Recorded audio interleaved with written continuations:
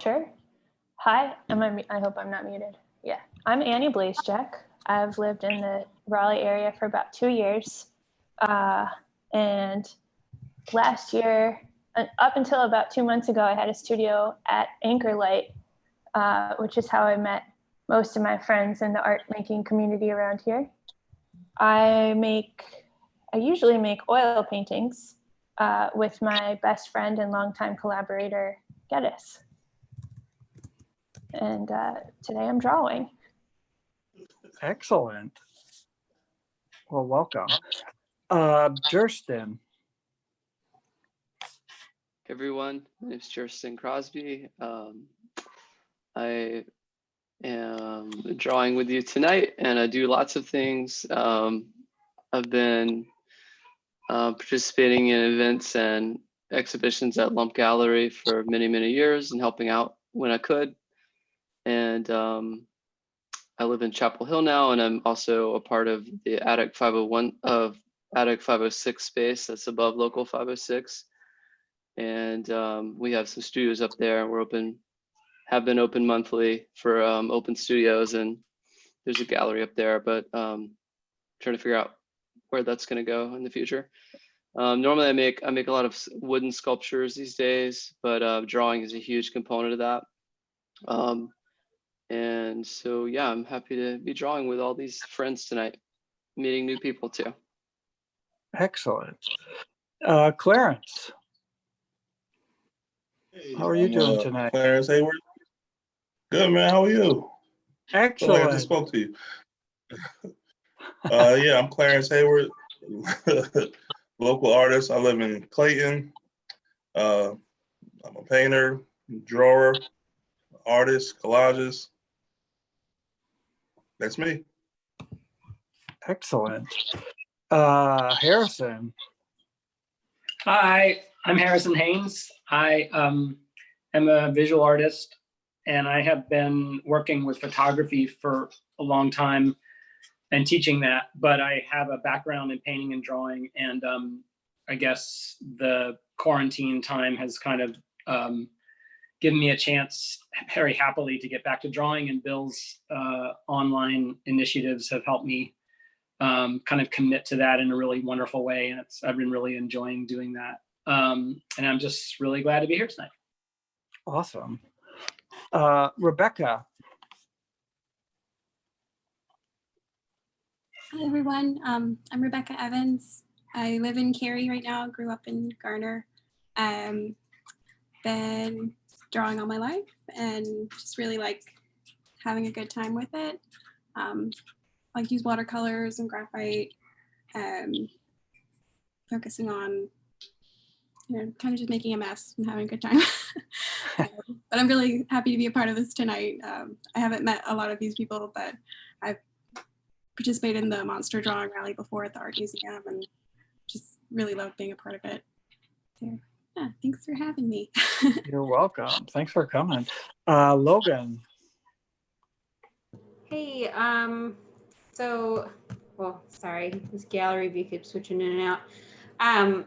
So I'm an artist and illustrator and maker of things in Durham, North Carolina. This last year was my first time participating in Monster Drawing Rally. And it was really awesome. It was my first experience really with like live drawing of that size. But anyways, so I do like printmaking, drawing, painting, things like that. And actually I have Ted here too. Ted will be joining us as well. We're sharing a screen because we're having technical difficulties. So I'll pass it off to Ted if that's okay. Sorry, Of course. computer to work, so I'm here too. Hi everyone. I'm also an artist in Durham. I focus on drawing and painting mostly. I'm also a bookbinder and a muralist. So my sketchbooks I make myself, and I draw on them. Yeah. Excellent. Connor.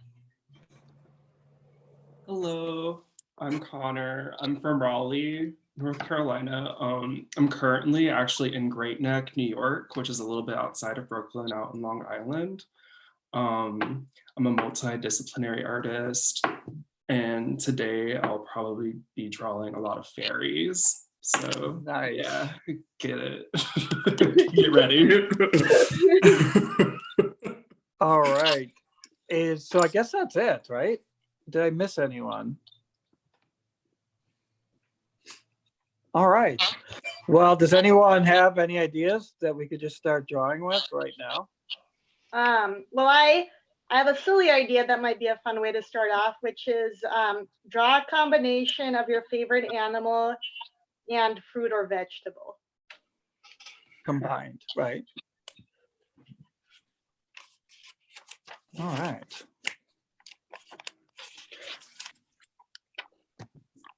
So Julia, tell us about your scroll project. So today I finished drawing a 30-foot scroll that I've been working on for 4 months now. So it's 30 feet wide and then by 18 inches. So I wanted to make something of a very, like, I wanted to make the longest drawing I've ever made, but it had needed to fit into the constraints of my studio, which I have a home studio that's a spare bedroom. And also it needed to fit on my drawing. So I drew it in 2-foot sections and I had 15 sections. And thematically, it had a lot to do, kind of like a narrative of my thoughts and feelings. And I'm hopefully going to be showing it at an exhibition at the UNCG Gatewood Gallery in November, if that still happens. Do you have a little section of it you could show us there or no? Yes, actually, it's still a little bit wet because I used steam pump.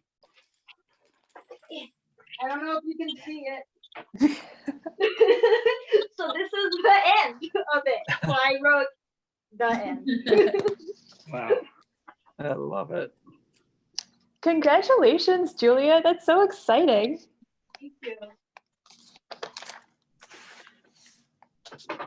Anyone have any interesting processes or way they start drawing? Like if you're sitting in your studio and just thinking like, oh, what did I draw? Is there any like tricks to get you started? I would usually start by, as a warm up, just drawing literally what happened in my day. So just like a very quick, like daily diary, visual diary kind of thing helps get me in the zone. Oh, that's the best. Someone was saying last week at our other drawing club, they were like, love to do drawings of people that had wronged them. That had And what? I just thought that was so great. People that had what? Wronged them or done bad things to them. Yeah, Because you can kind of change the situation, I guess. that made a big impression on me, Bill, that artist that said that last week. And that really resonated for me. Drawing for me is typically something I can really only do spontaneously from observation. Like I really have for a long time now, since I was like a kid, I've had a hard time drawing from imagination. But for your drawing clubs and for tonight, I've kind of taken as like a parameter or a constraint this idea of making a drawing from a story that I did not experience personally. So it's kind of pushing me to draw, with no reference point, which is a challenge, but it's also kind of a nice constraint. Yeah. I think this drawing online has really helped with that. Like think about things in different ways. Yeah. How do you like to start, Clarence? It's a little weird. Usually I know what I'm going to do before I do it, or like my process is, I guess, I listen to a lot of podcasts or watch the news to get inspiration. So the whole combination of a fruit and a dog thing is throwing me off, but I'm working with it. Yeah, right. Connor likes to listen to podcasts, and I remember we were in a residency together, and he played this really amazing podcast. I usually listen to music. Do you remember that, Connor? Yeah, I'm trying to remember what the podcast was called, but it was a podcast that talked about medicinal plants, and each guest was a healer for it. I Yes. guess which is like, I guess can go into like how I start drawings, but Yeah. if I don't really know what I want to work on that day, I typically will start by reading. But I usually have like around like 10 drawings that or like 5 drawings that I'm working on, and like I also have sculptures that I'm working on too, and everything just is really like feeding into itself. And another thing that I do that is kind of maybe not the healthiest is I go into like Google click holes. Yes. And I and like the other night I was just really looking up like a million images of pansies and just sort of saving them. And right now my whole desktop is just like crowded with images of pansies. And so I'll have those images in mind while reading a book, and then just sort of everything collides in my brain and sort of eventually will come out into something. I use Google all the time. Yeah. And I tell my students to never, ever use it. Why? Why? Because I said they have to draw from real life. You know, you have to kind of train your eye. Yeah. And so, but here I am like breaking every rule I ever tell. I think that drawing from bad low-res JPEGs is actually like kind of an amazing challenge. Oh yeah. It kind of is. I agree. Because then it ends up being like a simulacra of reality. That's your drawing. Totally. Sometimes I go as far as, I hate to admit this, but I'm going to say it anyway. I'll do drawings of other drawings, like, oh, how to draw a bad banana. And then I'll just draw that, or how to draw a banana. And it's like, you find the one that you think is like the worst. If you're really stuck, you know. Yeah.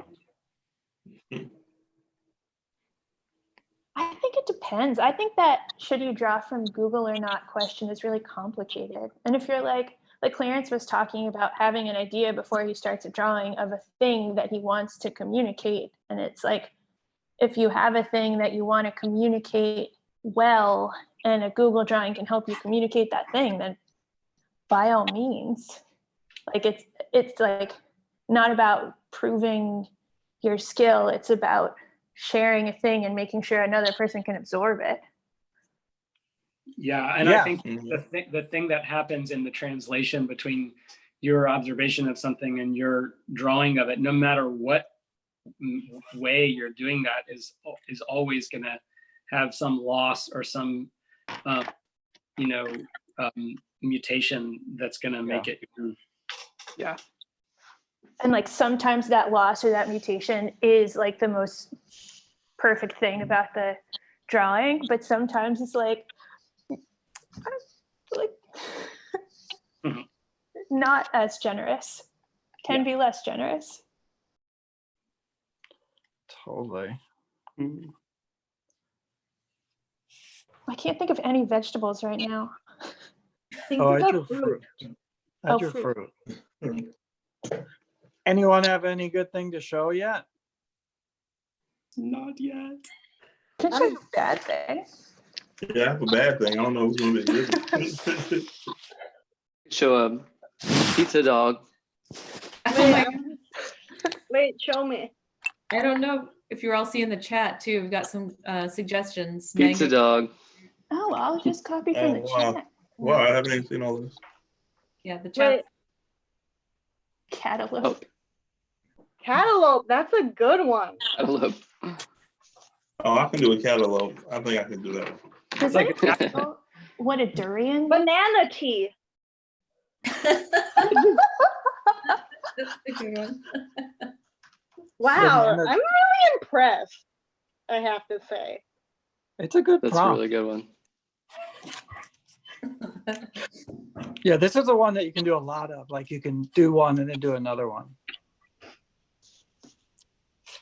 And you can do it like try to draw a thing, like try to draw a vegetable and then look at it, and it's probably a kind of messed up looking vegetable, and maybe it looks like a particular animal, and then you just lean into that. Potato dogs, that's a good idea. Potato dogs is a really good idea. That's from Courtney.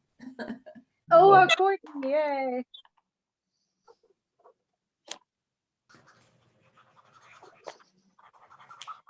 Is anyone working with color today? I'm working with markers and colored pencils.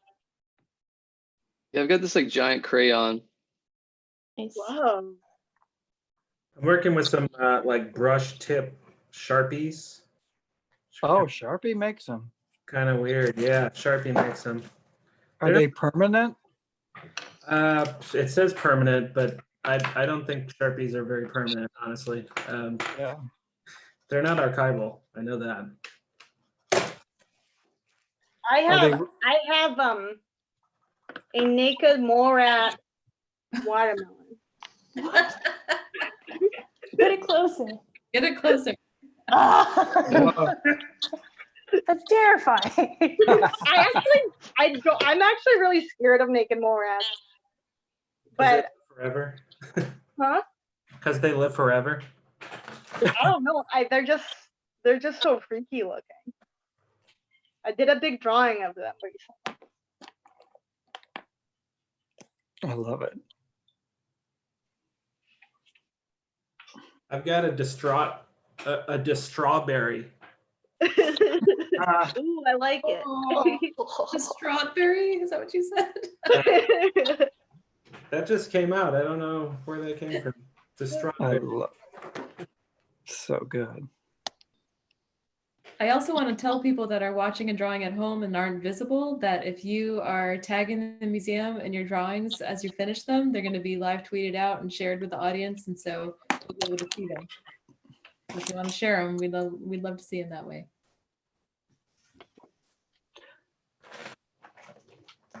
And we also talked about tagging them on Instagram too. Is that what you just said? I didn't finish saying that. Yeah, absolutely. So tag them with at NCR Museum at Home. Yeah, a museum at home, museum from home, and let's see what else. Lump. I think it's lump underscore Gallery. Yeah. gallery. Yeah. Mm-hmm. Drawing room. It's Lump Raleigh, I believe. Lump Raleigh, that's it. Sorry.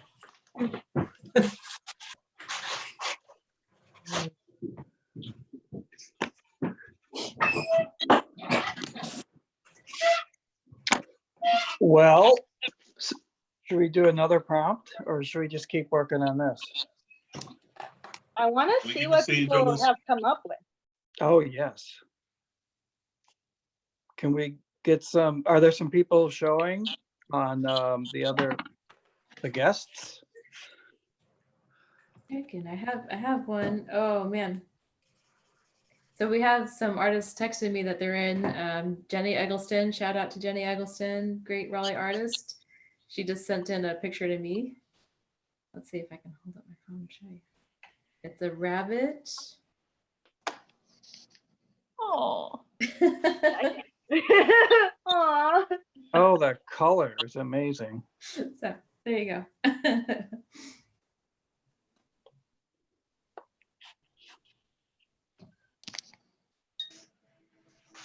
Yeah, I'm ready for a new prompt. I want to show my thing real quick. Oh yeah. I don't know. I think it's a broccoli dog. Oh, yeah. Italian Greyhound.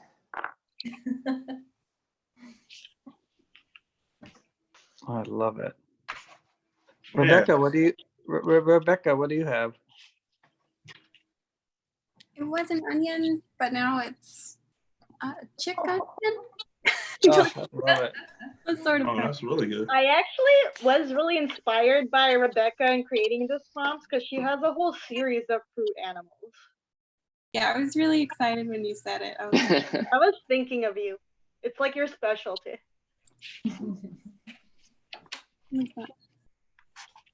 I'll show my cantaloupe. It's not that great, but Cantaloupe. Let's see can it. you see it? Oh, Nice. It looks like a Pokemon. Swallowed a cantaloupe. It's heartwarming. It's really heartwarming. It is sweet. Okay, what's next? Anyone got anything? I'm looking at the chat, crossing my fingers. oh, Connor, let's see. It's a fairy protecting ramps.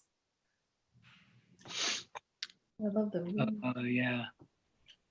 What are ramps?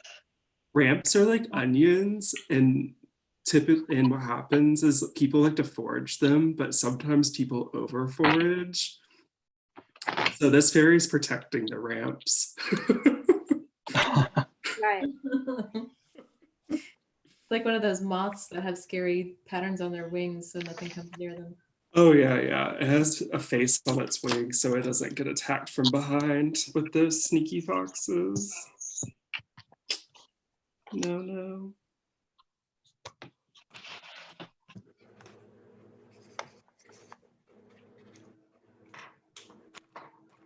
Ted and Logan, you got anything?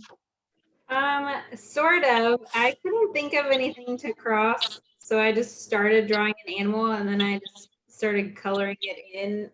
So this is a goat, and I'm trying to make it into a watermelon goat. But he kind of just looks like a really scary, bloody goat, but seeds in there. I think that's the thing.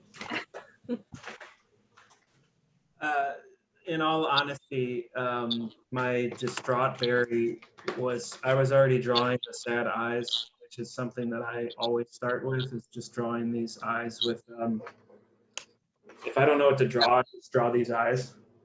And Yes. then I love drawing eyes on fruit. well, it was the prompts is what made that happen. So yeah, good prompt. Props to the prompt. Yeah. All right, who else has a prompt?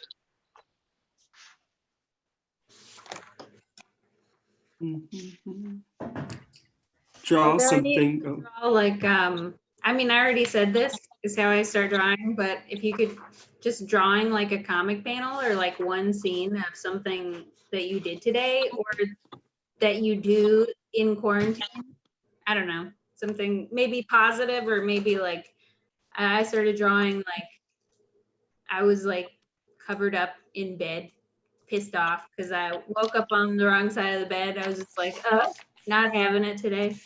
So I started with that, but you could do something like very positive too.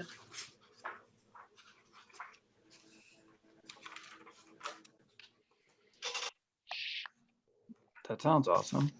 Yeah.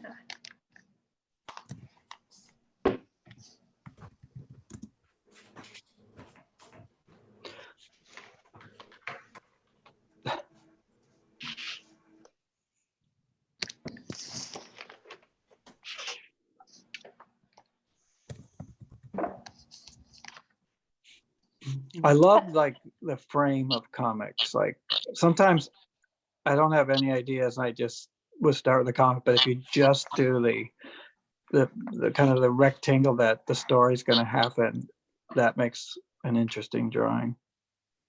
Mhm. But I don't think per se I could make a drawing like a comic. I could just put things in some kind of situation. I think you could. Well, I've been trying to draw like outside of, this sounds really corny, but outside of the box of the comic. So like I usually lay it out in like different various size boxes and things to tell the story. But I've been following a lot of comic artists that do almost like a full, like a fine art painting, and then they'll add in like phrases. And Oh yeah. there's a narrative just in the phrases, even though it's one image. And that feels like a full comic to me. I started one that was just like this couple sitting on a couch, and I thought that the drawing could stay the same, all the time, kind of like that David Lynch comic book, The Angriest Dog. But yet they would be having different conversations, but the drawing would be the same. Yeah. Yeah. That was the only way I could find a way. But then I didn't know what they would say sometimes. It kind of seems like that a lot of Sunday funnies artists try to economize like that, to be like, what's the least amount of lines I can make every Right. It reminds me of those New Yorker cartoons that are blank and you have to come up with a caption. That might be another prompt. Yes. caption this. I actually started a comic while in quarantine because I only had like paper with me for a while. And here's one of the pages that I was working on today. Oh, wow. Yeah, that's cool, Connor. Ooh, I love the borders. Yeah, right. So yeah. I'm excited about that. Thanks, How many do you Justin. have so far? I think like 12 pages. I don't know. I'm not really keeping track. Yeah. On the topic of comics.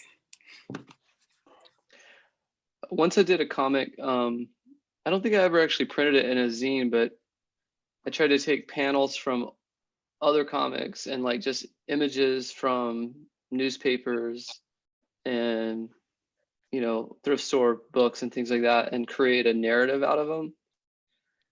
And then I redrew the whole thing. Oh, and then I that's just like let it sit in some drawer somewhere. This is making me want to pull that out.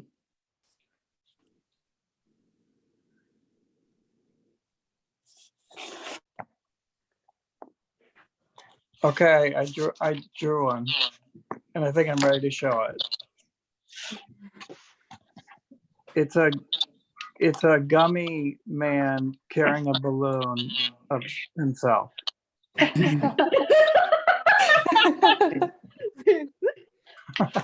Very accurate. I've been drawing I've been thinking about Sour Patch Kids, and I was like, wouldn't it be cool to have your own shape, like an individual, like you could have your own gummy? It's probably doable. Yeah, right. It's a niche market.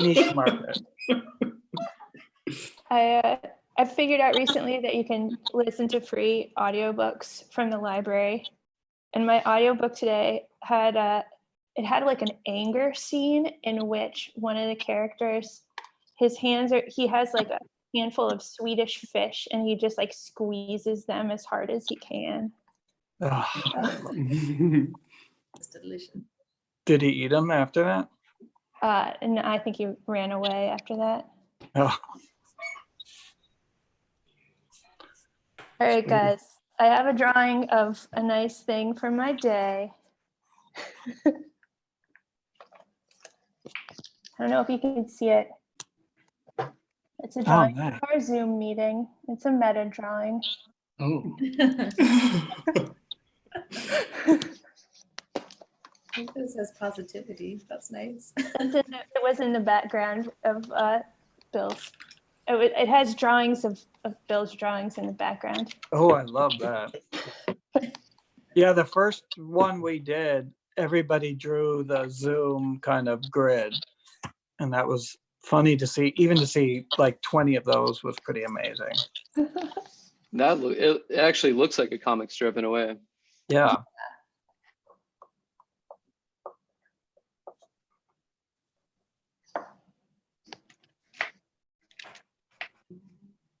Brady Bunch comic strip. Yeah.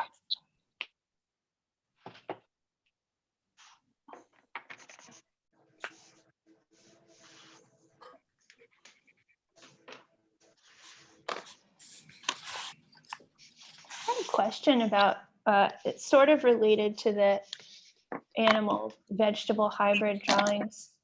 You guys know that mural that's behind the, like, I think it's the City Market building, like Yes. it has the like vegetables with the faces. Mhm. Does anyone know like who made that or why or how? I really like it. It's a strange one. It's been around for a long time. I think probably early 2000s. And it was, all I know is that I don't know who did it, but it's like a lot of the politicians, which I thought was, and also there's a farmer's market there. Right. And so I think it was like a combination of city people and fruits. Cause I was like, what, how did they ever come up with that? And then 10 years later, I figured it out. I was like, oh, there's a farmer. Do you know who any of the people are? I can tell you one thing, that the only thing I can remember was Tom Fetzer was the mayor. And so he's one of the people. That's like at least 20 years ago. If I was mayor, I'd be like just commissioning works of me. Yeah, right. Statues. Does anyone have any weird food habits that they like to eat or drink while they work? My drawing is about my weird food habit. So I've started mixing Annie's white cheddar mac and cheese with corned beef hash. My boyfriend and I recently discovered corned beef hash at Food Lion, and we've been making it a lot, and we call it human cat food because it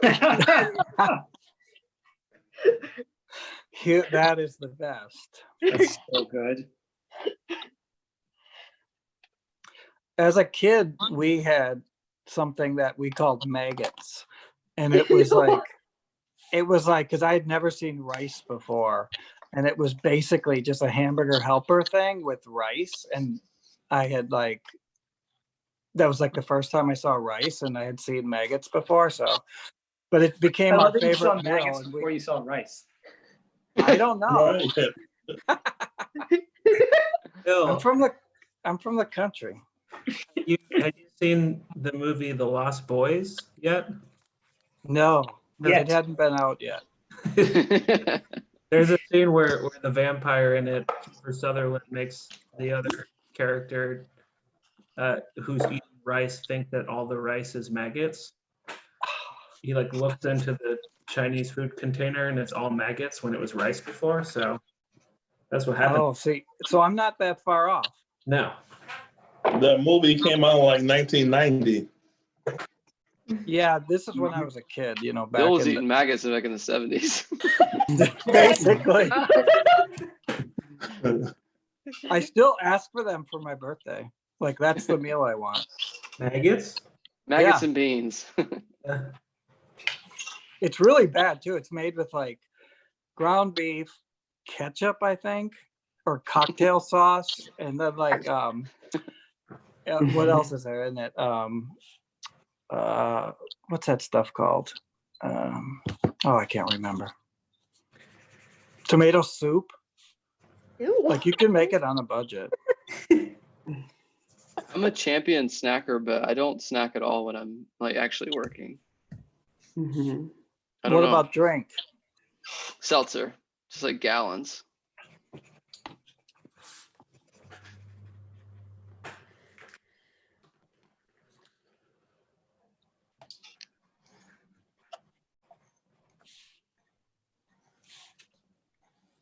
What's everyone's favorite material that they've been using recently? This pen. It's a Pentel. It's GKFP brush pen. That's fancy. It's cool. I was very skeptical, and I love it. Now I love it. Is that a refillable one? Yeah.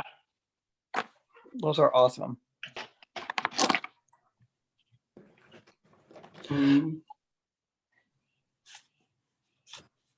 I've been using these Arteza brush pens. I like watercolor. Oh. And they actually paint. Show me the end. Pardon? Show me the end. Oh, okay. Yeah, I mean, it spreads like a brush. Most of the time, you have those really super thick plastic that don't spread. And this one's pretty good, even though I still think it's synthetic. I like Is this it one because refillable at all? thin. What now? Is it refillable at all? No, that's a sad thing. But I've never had to replace it, and I use them all the time.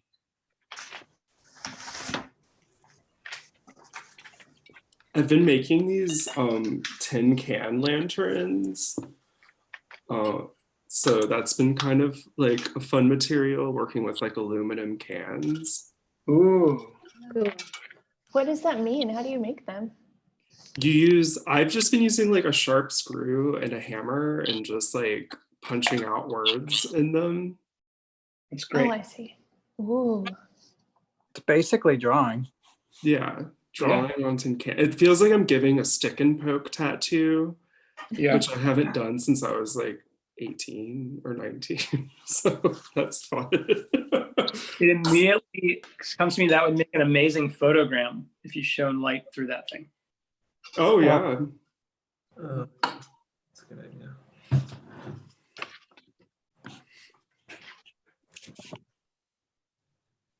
I think I finished my comic. You guys want to see it? Sure. Yeah. So we've been spending a lot of time with my cat, and he sits like a loaf on our like the edge of our couch every day and stares out the window. So I've been joining him for that, which has been really wholesome and helping the days. It's very peaceful, and it's weird to know like how long he sits just like looking out the window. Like before, when I would go to work and come back, never had that much time with him, but now I'm like, you do this for so long every day and you don't get bored. Yeah. Then he'll just go to another window. So that's my little. God, that's so good. You're so fast. Thanks. I don't have much patience. I think I have a lot of patience, but not a lot of patience for drawing. Surprisingly, I don't know. But as far as like materials, I've started using these art crayons. I think the brand is Marabou. Oh, They're water soluble? Yeah, and they feel like lipstick on the paper, and it's very good. do they blend? Pretty good. I usually just like to press them on there. I'm probably not using them for like the way that they should be used, but Yeah, that's always the case, isn't it? yeah. But have a good time.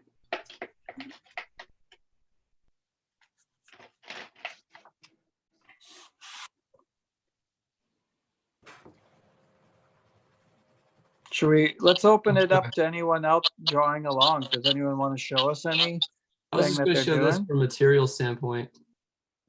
Oh.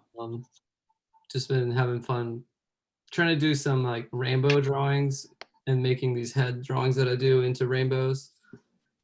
And so I made this little tool for myself that basically achieves that for me. And then I eventually I don't really need it to be color at this stage, so I can then bring that drawing into the computer and change the colors.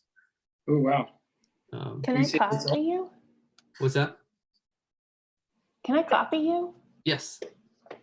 That looks fun. I'm gonna go get some tape. It's fun to hold in the hand. It feels good in the hand.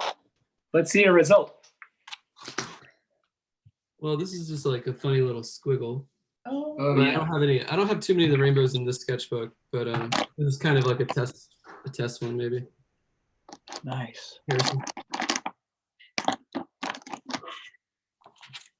you ever use those the pencils that have the multicolored leads in? Yeah. I think Koh-i-Noor makes a whole run of the big pencils, and there's just like all different kinds of like rainbow leads, like turn the lead while you're drawing, it changes the color of the line. Yeah. Oh Really yeah. cool. Oh my gosh. I had a lot of fun with those last summer in my sketchbook. Actually, I have some.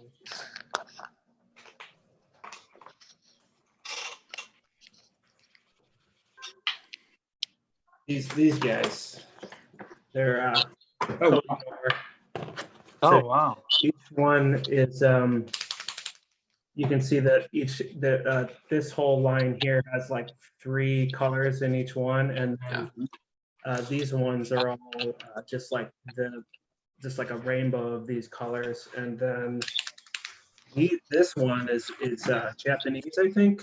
It's sorry, Logan. It's, if you can see the lead. Mm-hmm. Yes. That one's super cool. Do an example line on it. I think Japan has saved a lot of those old companies from going out of business. Because there's such a stationary like craze in Japan. Mm-hmm. And so I know a couple companies like Marvy, I think, that they saved. That's really cool. Do you remember Marvy markers? Yeah. I know of them in the present day. I don't remember them. If that They makes were kind of When I was a teenager, I only wanted to draw with rapidographs. oh, so expensive. And you had to clean them. Oh my God, that was like you never even got to actually drawing. You just had to. They would clog up on like minute 2. Yeah. What kind of stuff were you drawing back then? A lot of screaming heads.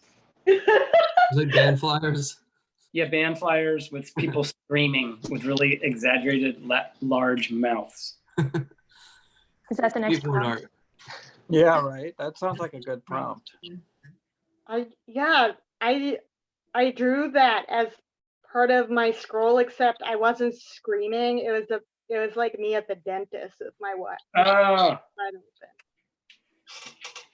I was designing Nikes at a really young age. I like every angle of the shoe, and then I mailed them all the original drawings to Nike to hopefully get a job at like age 10. They didn't hire me. Yeah. Until now. Yeah. Yeah. Nike, if you're out there.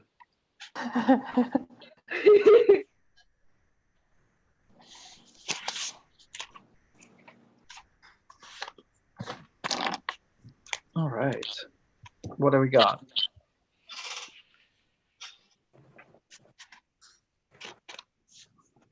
So screaming head. Imaginary band flyer would be kind of interesting.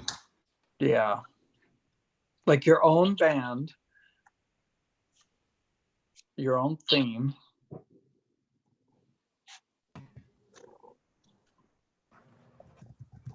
I like to make up brands of soda too. Oh yeah.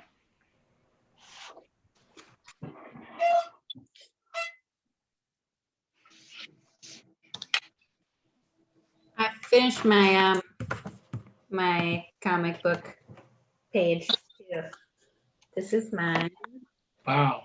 The text just says, what I do every morning is there's a flower bush outside of our house, and every morning I go in and cut flowers and replace and put them throughout the house. And it like kind of makes it just feel nice. Like it's like a nice calming part of like my morning routine. And then after that, it's, you know, it's a free for all. I could play video games all day, but I still feel kind of good about myself. So I love it. What do you have, Ted? Anything? I'm not much of a comic maker, but I have, it's a panel. So basically, it's like I was just thinking of Logan talking about waking up in a bad headspace. Basically, this is me asleep and slowly waking up my eyes, and there's like a little emoji up here that's like a smiley face. And then as my eyes open, I'm kind of like, what do I do with my life? And then I'm like, fake it till you make it at the end, even though the emoji is like sad face. And so the smiley face and the sad face are like switching spots down here. And it's kind of like, I'm not much of a morning person. So when I like start to wake up, it's like, what the hell am I gonna do with my life right now? And that's like, I kind of just decide to fake it till you make it, because it's extra hard. Just like, there's not many options now, whereas it's kind of easier usually to just be like, all right, I'm going to do this thing, and I already have plans. So it's interesting.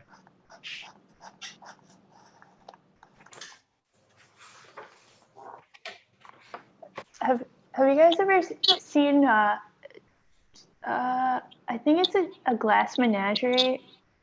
It's a Tennessee Williams play, and the guy, he doesn't like to wake up, and his mother's like, rise and shine, and he always says, I will rise, mother, but I will not shine.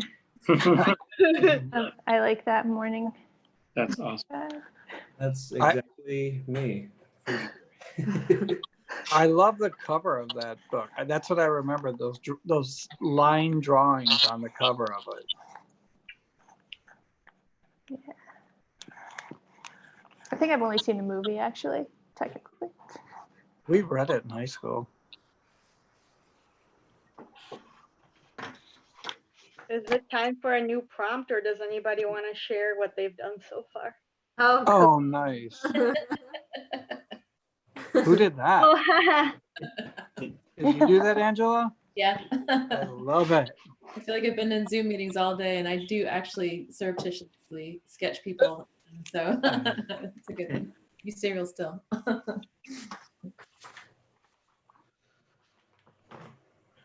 All right.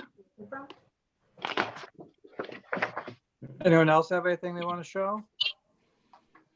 Or do we have some viewers?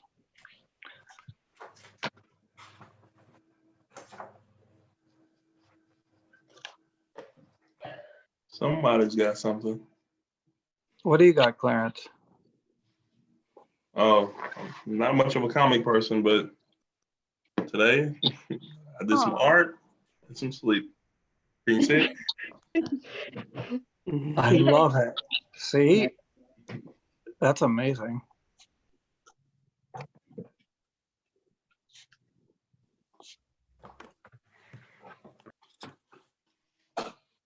Clarence, are you still working on new things for your Anchor Light show? Yes, this time off has actually been a little bit of a blessing. You know, my show was supposed to open tomorrow. Oh my God. Yeah. Wow. But I've got so much new work, it's crazy. It's giving me a lot of time to really think about it and write and research. So now I think it's going to be good. What's the show going to be? Is there like a theme? Yes and no. So I wouldn't say it's a theme, but it's more of a feeling. So I don't want to let the cat out of the bag. I just want people to come. We need to get back into getting to be able to go to shows. God, I miss them. Well, it's in October, so hopefully things are well by then. are you painting at home? Yes, all day, every day. I wake up painting, I go to sleep painting. Where do you have like a room set up in your house, or? Yeah, I'm in here now. Upstairs. I don't want to let it, focus on any paintings, but yeah. But Anchor Light has opened back up, so I might go up there tomorrow. I have some paintings there. I don't even remember what's in the.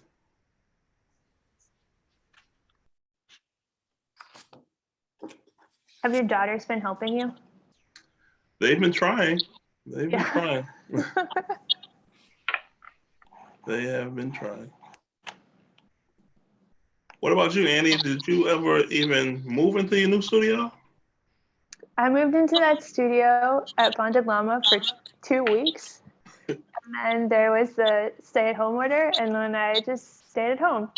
So, Did you move out or? yeah, I moved out. Oh, wow. I was barely moved in, and I don't want to be paying rent. I can't. Yeah.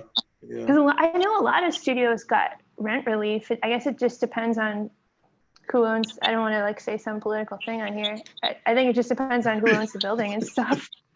Too late.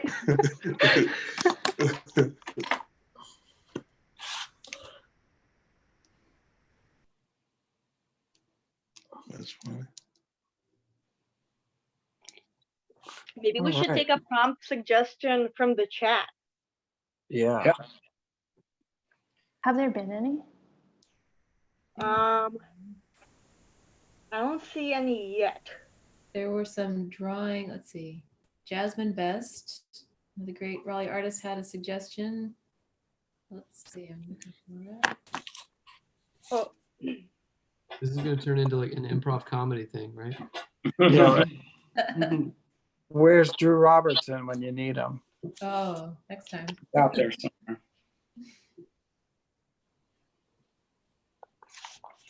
Alien life forms from a planet. I didn't see the rest of it. With no dirt. Oh, I just drew that. I drew an Fly as a monster. Yeah. I drew an alien lamp. Ooh, Just how. That's scary. Oh, it's Oh, nice. wow. So yeah, that's actually a good prompt. which the one? prompt? The alien life form from a different planet With no dirt. with no dirt.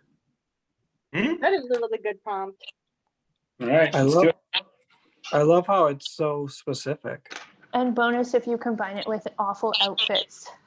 An alien in an awful outfit. A gaseous planet. And those, I want to give that commenter a shout out. That's Madison Suggs. He's a great young artist.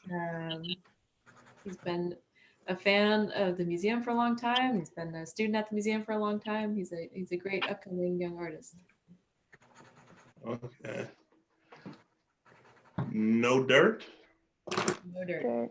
Hydroponics. Yeah. Yes. Only water? Maybe Water. a gaseous planet. What is it again?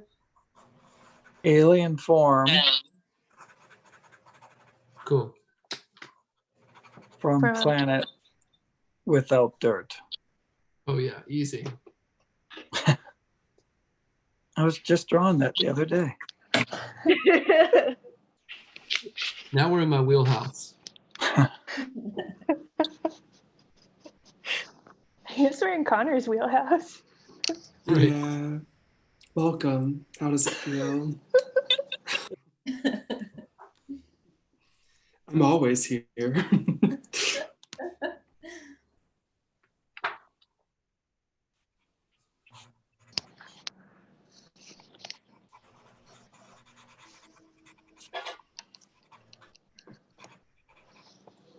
I've been working on this alien candelabra idea. This kind of like the reinterpretation of one of my kids' toys. Maybe I'll try and do that. Has anyone seen any aliens? Recently, I was abducted once. Tell What's us a that like? story. Yeah, tell us about it.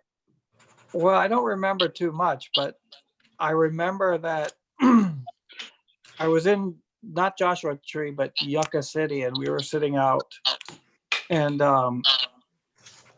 I kind of fell asleep, but not really. And then I was kind of lifted up and floated around down to the town. Mm. This was But only that's like all a I few months ago, right? What? This was just a couple months ago. Oh, it was last year in April on spring break. So it wasn't a total abduction. But how do you know it was aliens? Well, because they didn't take any form. I mean, can't they be from Earth and not take, like, can't these beings be from Earth and not take any form? Probably, but I've never met anything like that here. That's true. Mhm.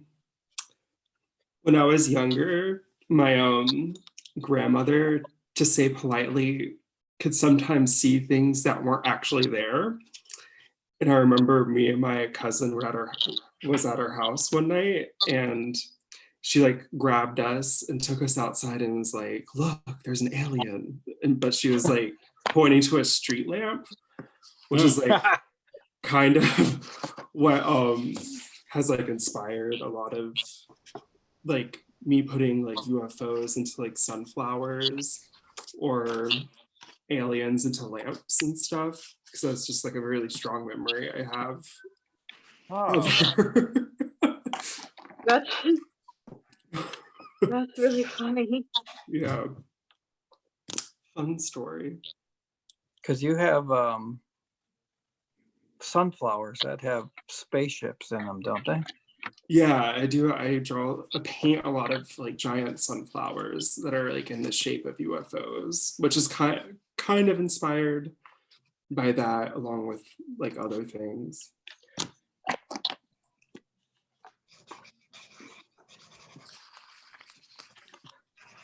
So we have the possibility of opening up one of our participant screens, panelists, and seeing what they're doing at home. That'd be amazing. That would be great. Let's do it. We'll bring it like one at a time. People can raise their hand or share with us if they want to have their screens open, and we'll do it. Bringing in someone, I think.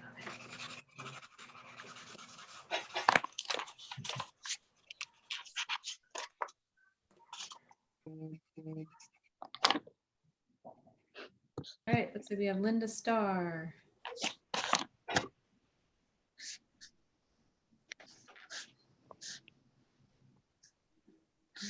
Oh, there she is. Hi, Linda. I think your mic is still muted. I don't know if you can unmute your mic. Yep. Oh, hi. Great. Thanks for joining us. Okay.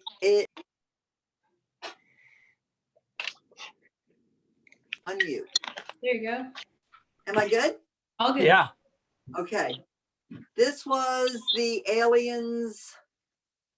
Oh. There. Oh, I want to take a photo of it. I don't know. They're really cute. Thank you. The dots around them. Yes. They're like Kusama inspired. And Can you this was show it one that I again? had done about a week ago for the COVID. Ooh, I love that. Nice. I love it. I like that Hey, one. Clarence. Hey, Linda, how you doing? I'm doing well. How are you? I'm good. I'm making it. I can't wait to see your show. I can't wait to see you there. Yeah.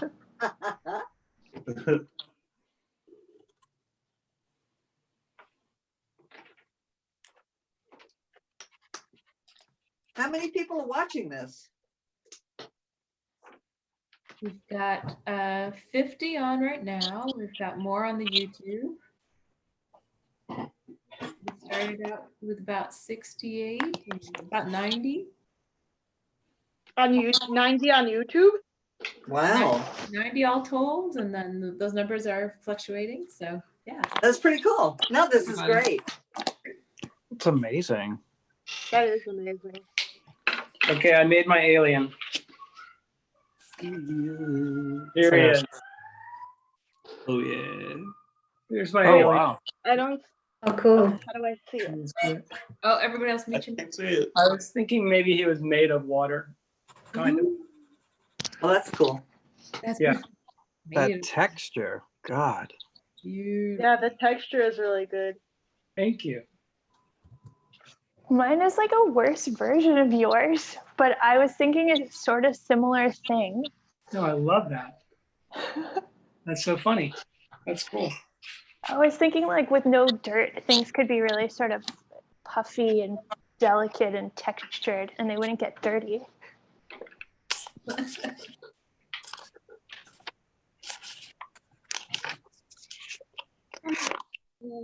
Like water, but mine are not as more clumpy. Oh, I love that one. Like water. Bean. I love how efficient you are. She's kind of amazing. It really is. It's like, whoa. Ted and Logan are very fast too. Oh gosh, thank you. Thanks. I think mine's anxiety. Like I always feel like I need to be finished at a certain point. So I'm always like drawing as fast as I can. Like somebody's like, do it.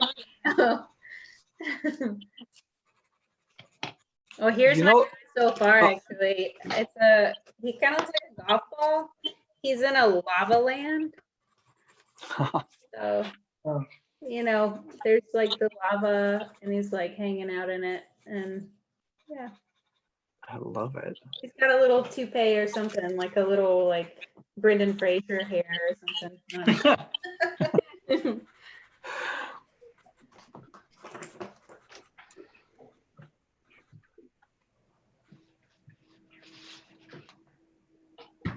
They could just kind of look like us on other planets, you know? Yeah, right.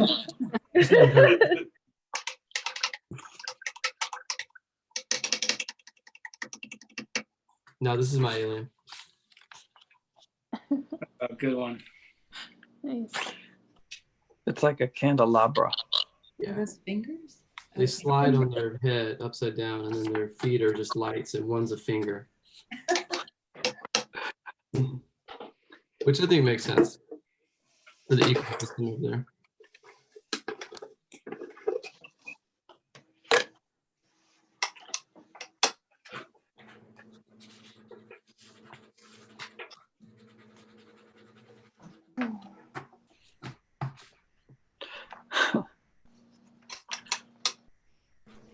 Mine ended up looking like an octopus, but it only has 5 legs, so it's an alien.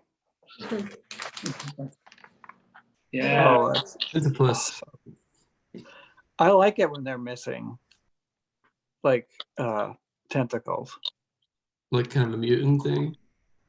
Or they just lost them in a fight or something. Wait, like actual octopi or aliens? Oh, just drawings of them. Oh, okay. Because like it's the first thing I'll see on like a student's thing, and I'll be like, oh, did that, like they're missing one, and I'll be like, oh, did that one like lose it in a fight or something? So it's like an underhanded compliment. I'm very passive aggressive.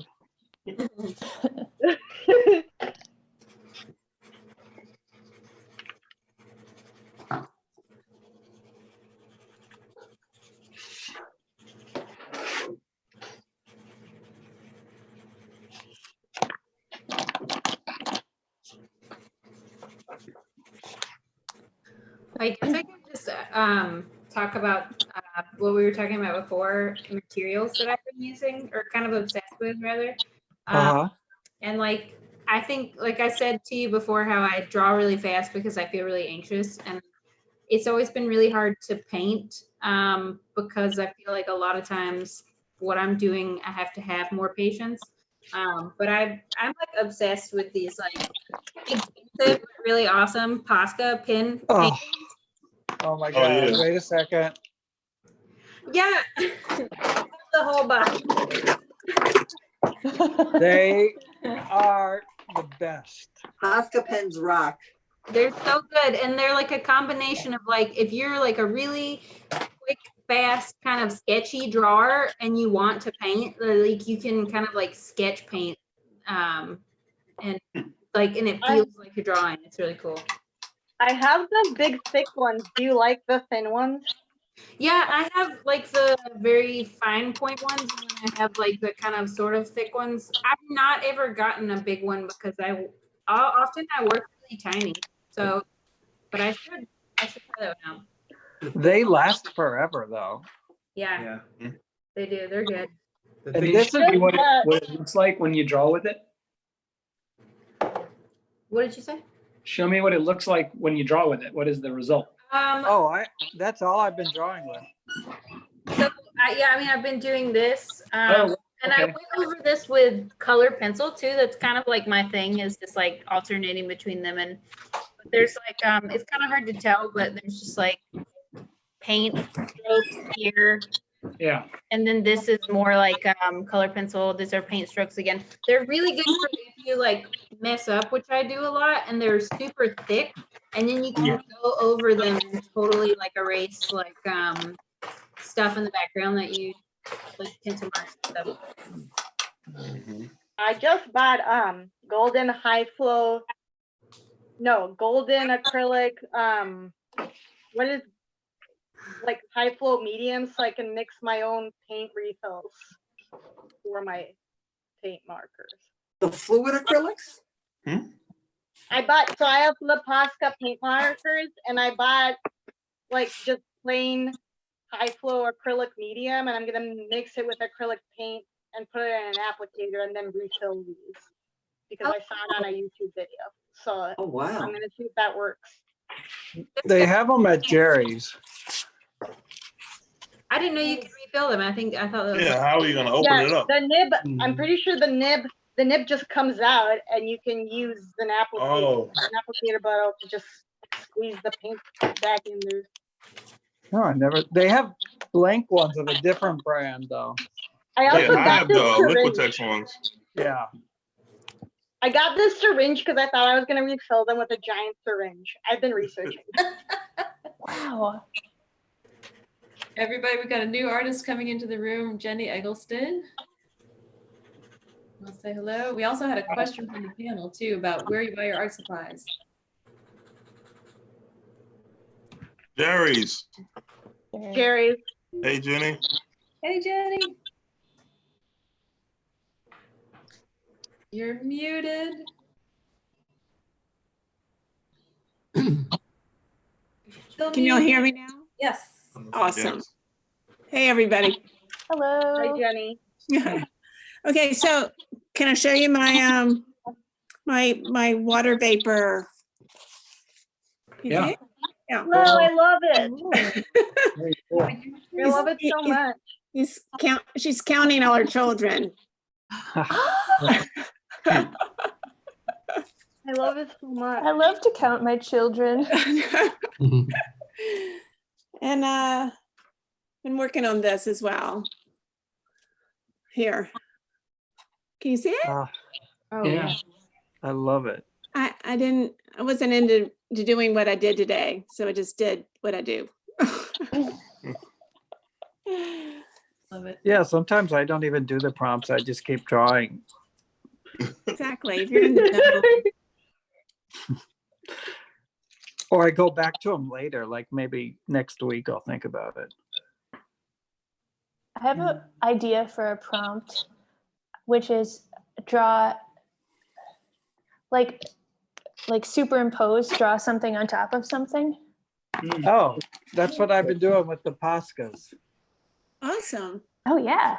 So Bill, the thing that you posted for the drawing thing on Saturday, is that with those markers? Yeah, Oh, I thought that was digital. that's what I'm kind of trying to have them. I've been doing them and they're based on Photoshop. So it's all like, I've been thinking about like, well, I got to it in a weird way. I would have a lot of really bad drawings. And I thought, well, I'm going to run out of paper soon. And then, so I started drawing over the bad ones, hoping I could make them a little bit better, but changing the color. Mm-hmm. But they look exactly like a digital drawing.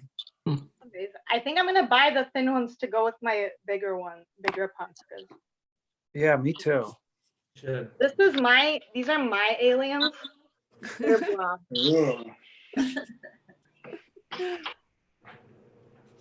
Nice. I love it. They look hungry. They're very hungry. So the new prompt is just to superimpose? Sure. Were there things that we're... Draw something on top of something. I used to give a prompt to my students that was, you had to fill up the whole page with black and there could be no like white showing. And they would like never get through it. But some of them, they really tried.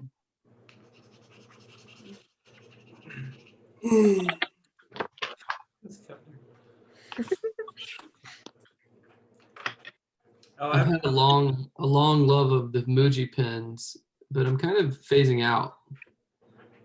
Pins from the store, Muji? Yeah. Oh, I don't know that.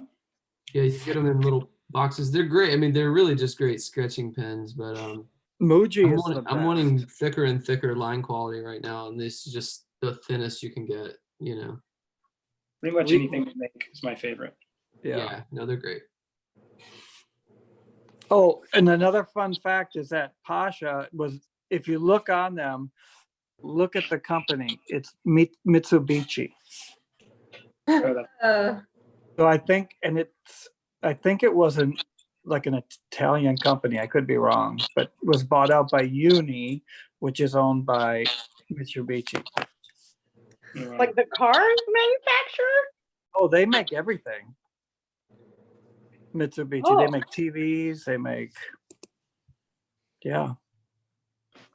They make markers. Well, something for everybody. That's right. They have every aspect of the market. They make drawing clubs too. They're actually sponsoring this. Yeah, I was gonna say. Can you use them to draw on cars?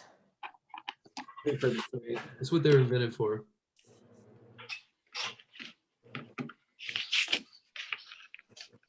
So I've got kind of a combination of the previous prompt with the alien. It's kind of a gaseous plan. Ooh. Yeah. Oh, I love it.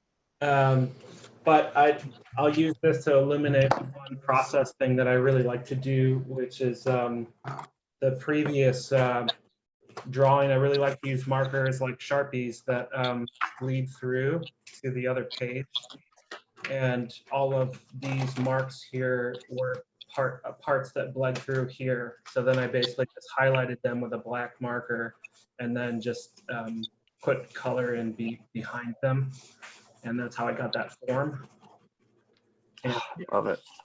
now I'm continuing, actually the next prompt is perfect because I love layering stuff behind stuff I've already drawn. So I'm going to start layering this triangulated pattern behind this now.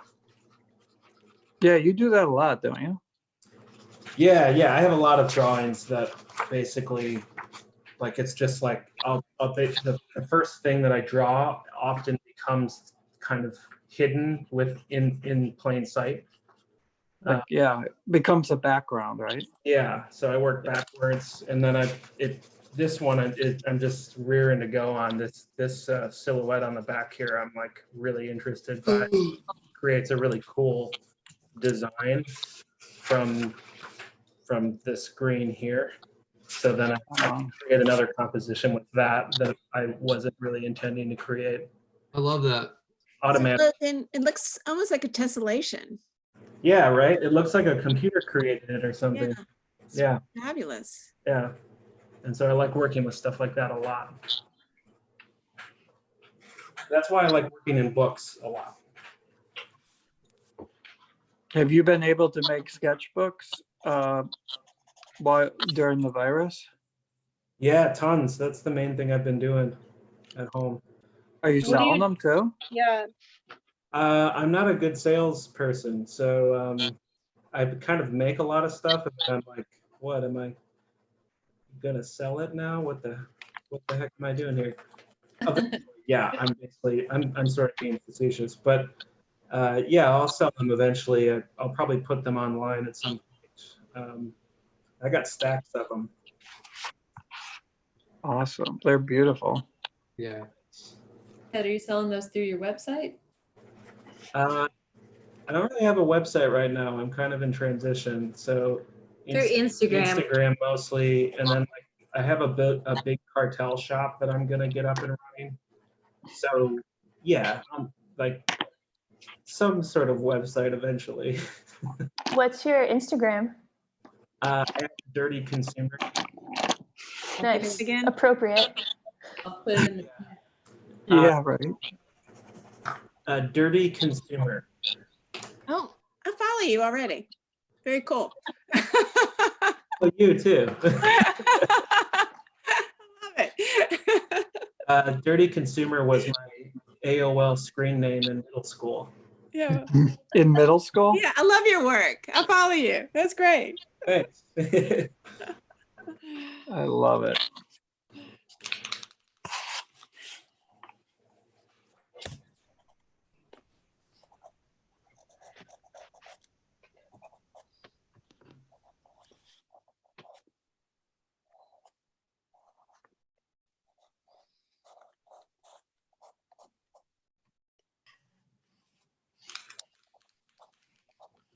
I have I didn't like my animal vegetables, so here's my drawing of counting my babies on top of my animal vegetables.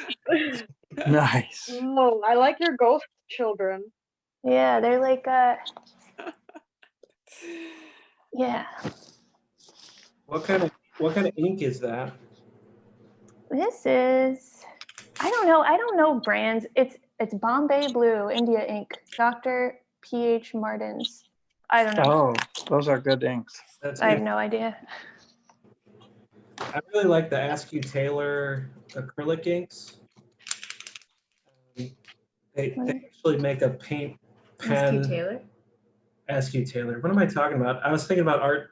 No, Daler Rowney. Sorry, Daler Rowney acrylic inks.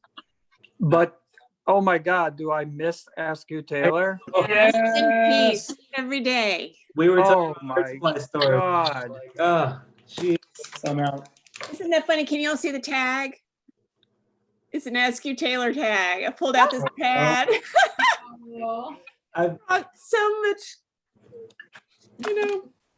Hours have been spent there. Love that place.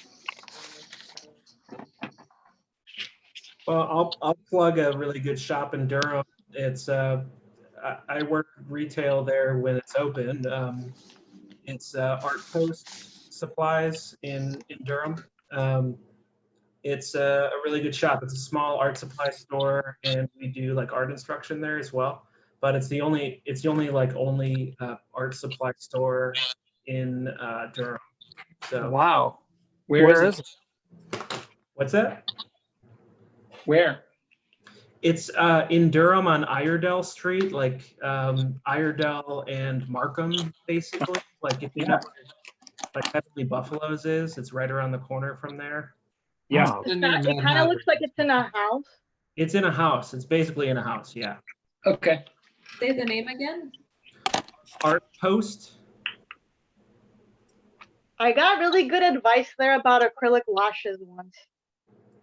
Yeah, the owner Holly knows like everything about art supplies, and she's really enthusiastic about it. So maybe it was Holly that gave you that. It was actually another customer. Oh. But I'm sure she's lovely. Yeah. Connor, you've been talking about like you're kind of isolated, so you've been very limited with the supplies you have. Yeah. I've been yeah, because I just came to New York with my suitcase. And it was like right before the lockdown happened. And so I've been using like cardboard to build armatures for sculptures, and I got some sculpture mold that I've been using, and I also have been using like, I don't know, just like whatever's around the house and like whatever goes into the recycling bin. Let's see, I can bring it. Bring it.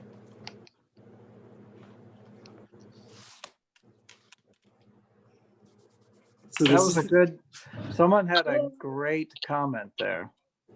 what?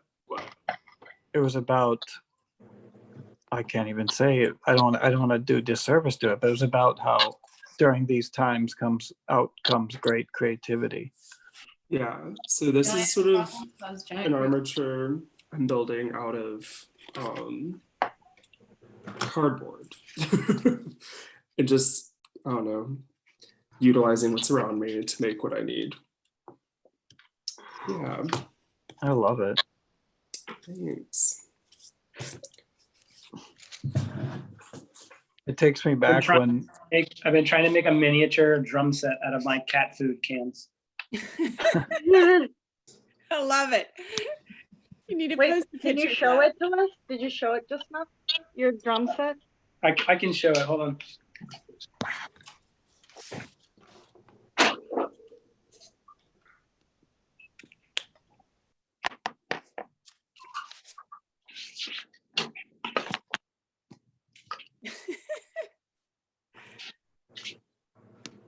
Okay, so I'll see if I can show it. Oh, it's Wait, I can't see. Yeah, so it's made out of cat food cans. Oops. Wire. But these are like the tops of the cat food cans and wire. oh my God. That's amazing. There's just so many cat food cans. What am I gonna do with all of them? Right? In Mexico, they use the cat food cans, and then they you know the hook that opens them. I don't know what that the pull tab. Yeah, pop top. They use that to hang it on. So they paint on the front, and then they use that for the hanger. Oh, that's so Brilliant. smart. I've got one here I can show you. Yeah.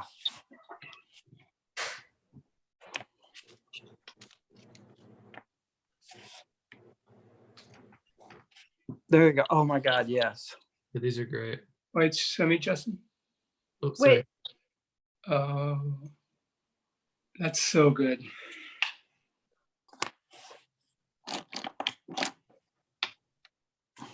I think Bill showed me where to get that. And I don't tell many people because I want to buy them all. No, I'm just kidding. Keep them for yourself. There's so much good art in Mexico. Oh my God. Oh, kitty.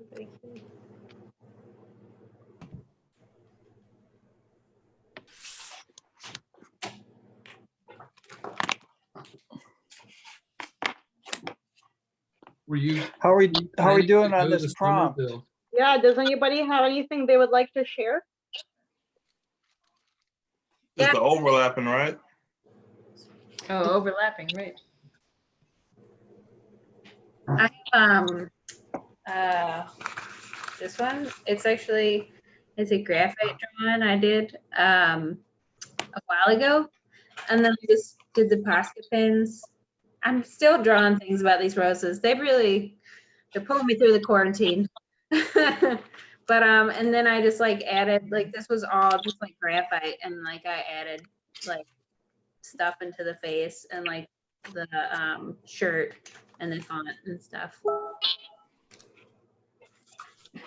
I've always loved how like New York Times illustrations or like editorial illustrations in general, like there could be like big swatches of color that don't necessarily line up with the lines. And just, I don't know, I follow a lot of illustrators like that. So I was kind of playing with that concept a little bit here.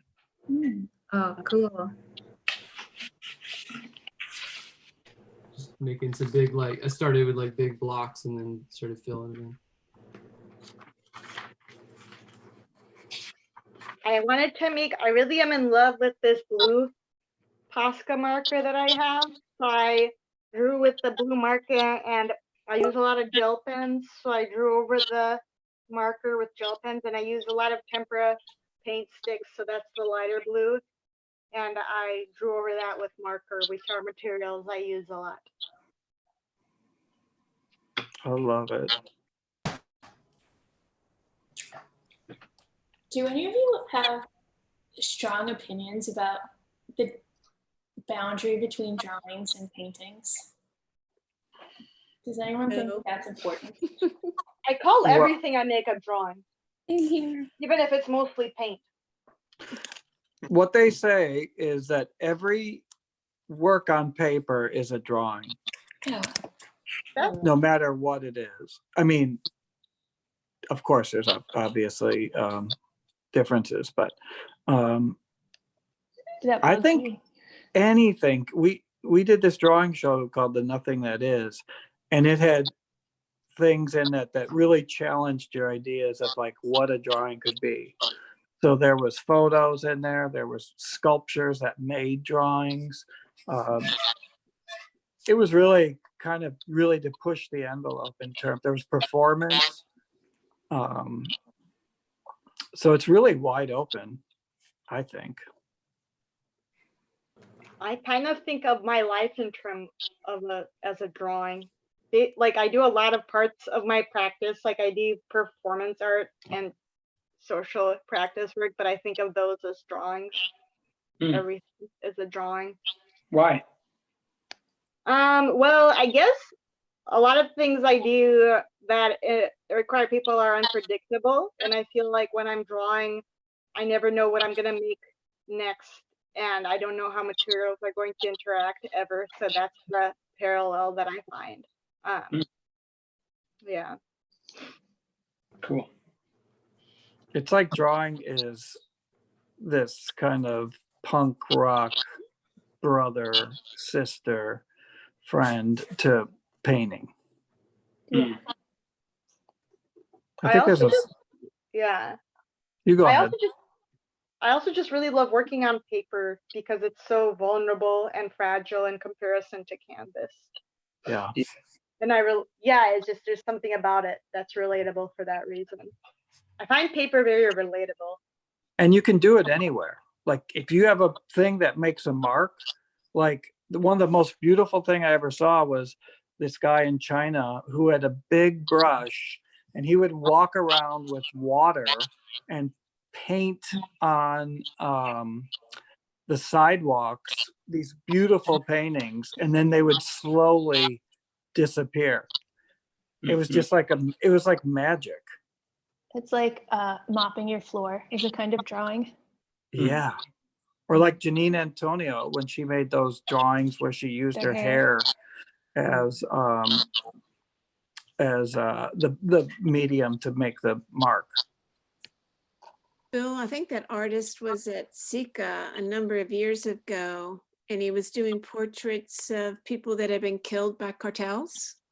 And they were filming the portraits drawn in water and film them evaporate.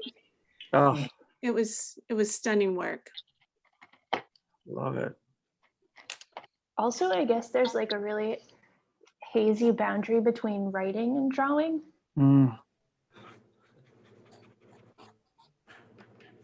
We have a new participant coming in, Mac Valentine, and he said he was drawing with powdered graphite. Oh, wow. Yeah. Well, Mac and I have known each other for 10 years. Welcome. Yeah. Yeah, we studied abroad together, and I'm glad to be tuning into this. I'm having a good time drawing, and I followed one or maybe two prompts. I did a chipmunk with some asparagus. And I've been working with this like General's brand, but just any sort of powdered graphite, and mixing it with water. Right now it's about the consistency of like yogurt. Whoa. And then doing just some like brushwork, painting with just the graphite. Gosh. Which has been a pretty quick way to work with the material as opposed to doing really fine pencil lines. Hey, Mac, I've done that and it all flaked off. How do you prevent it from just falling off?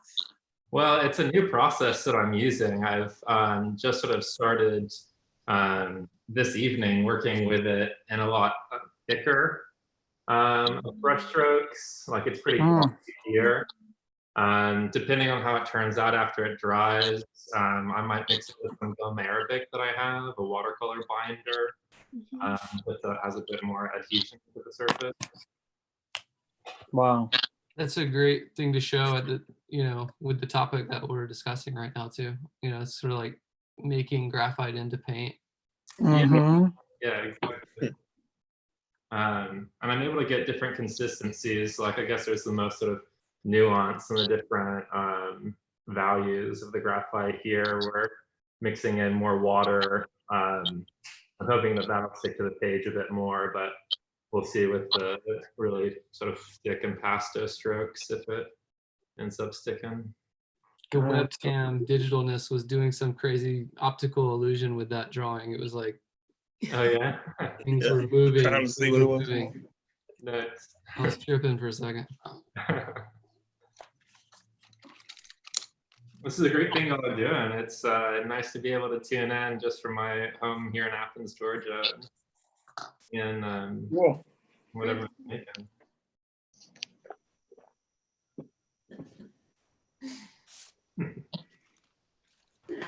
Yeah, that's the great thing too about these drawing clubs is you can have people from all over.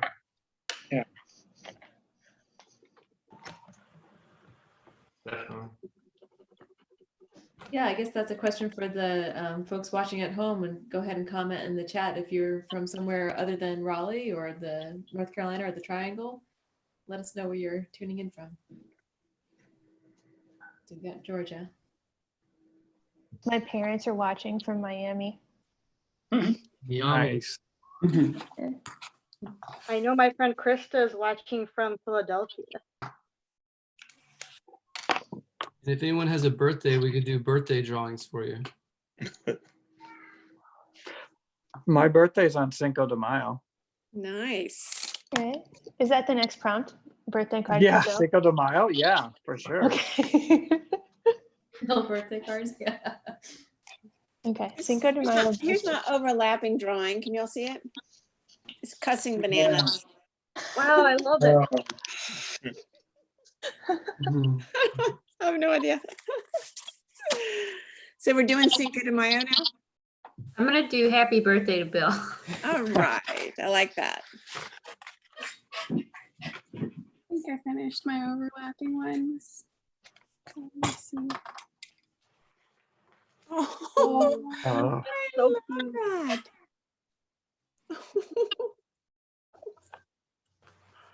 I love it.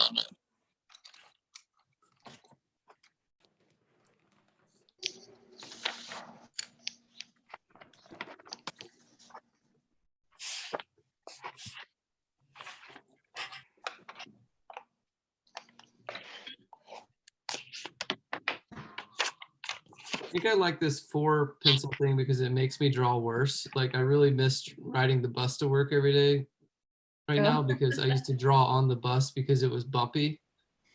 Yeah. It sort of forced me to draw in a worse way or make a weird nose. Or like airplanes are kind of similar when they're on the runway, they're bouncing, Yeah, I'm a big fan of that constraint or the thing that kind of hinders your hand or that hand-eye thing. And that I think that's why I like drawing with brushes so much, paint brushes and otherwise, because it kind of gets in your way in a way that allows you to discover something. Mm-hmm. My best friend and I did a couple drawings several years ago that were just holding hands on the bus. Like if 2 people are holding a pen on the bus, then it makes weird little hand holding drawings. Yeah. That's a great prompt. Constraints, drawing constraints.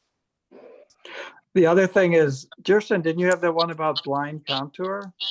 Yeah, I think it's kind of a quick one because it involves closing your eyes. But I was thinking you could close your eyes and draw someone whose like face really well. Great idea. And then kind of see what you get at the end. And then you could either, I think the fun part there is then once you find what you have after opening your eyes, you can then steer it in new directions with your eyes open, like add color or build off of that, do new things. But that's a way to get me out of a funk sometimes. I don't know what to draw. I'll just kind of close my eyes and draw. Or continuous line is another good one. Yeah, so you want to do that? Or I'll do some at least. Yes. Bill, what's your favorite assignment that you give to your students? Oh God. Well, I always come up with them like if there's conversation, I wait till the end of the class to give them. And then if there's like a conversation that someone has, I'll kind of turn it into something. But I love making them draw blood oranges. And then that goes into like blood orange flavored things. So they have to do like a blood orange Oreo cookie. And I always say, you have to only draw from the real thing. And I've actually had kids going out and looking for them, like that specific flavor. So I try to give them totally impossible things. Bill, do you know Lee Walton, who teaches at UNCG? I feel like you have similar teaching philosophies. Yeah, like I don't really care about grading. I don't, but I like to have it be more of an experience, Yeah. And we do a lot of social practice things with our AP students, and they do installation. And what kind of social practice things do they do? Right now, we're working one about having a program of putting together about sustainable clothing and fast fashion. And so they're setting up a big event where, well, I guess it got canceled. It's going to get canceled now, but an event where people could exchange, sell whatever they want to discourage people from buying newer clothes. So nice. So just little projects like that under the guise of art making. So every year we come up with a new one. Last year it was plastic.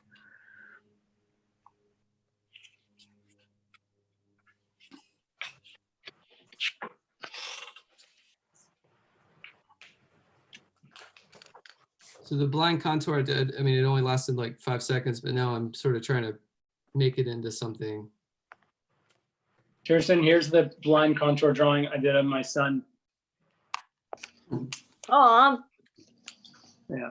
Kind of looks like Kirsten's son more.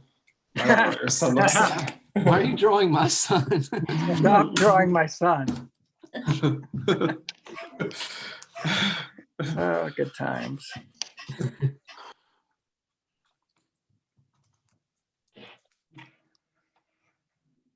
I drew my friend Leighton. He looks like a garlic clove.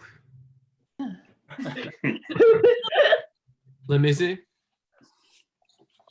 Mine are so faint. I don't know if you guys can even see these, but like I tried to draw Orvaki, but it turned out to be like a pile of Orvaki. It looks like a blobfish. Yeah.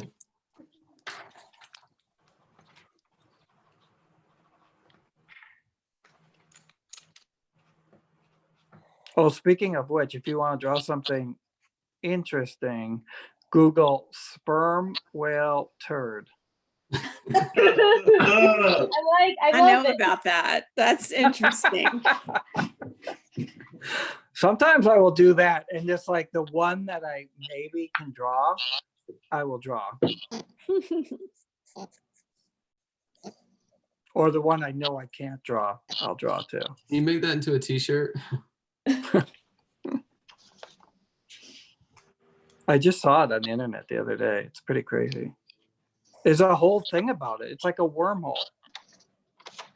There's people that collect them and everything.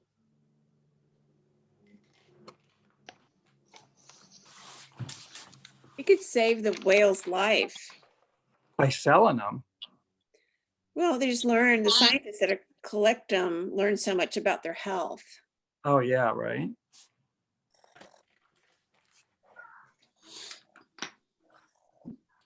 you imagine like that's your career, chasing whales, collecting their poop?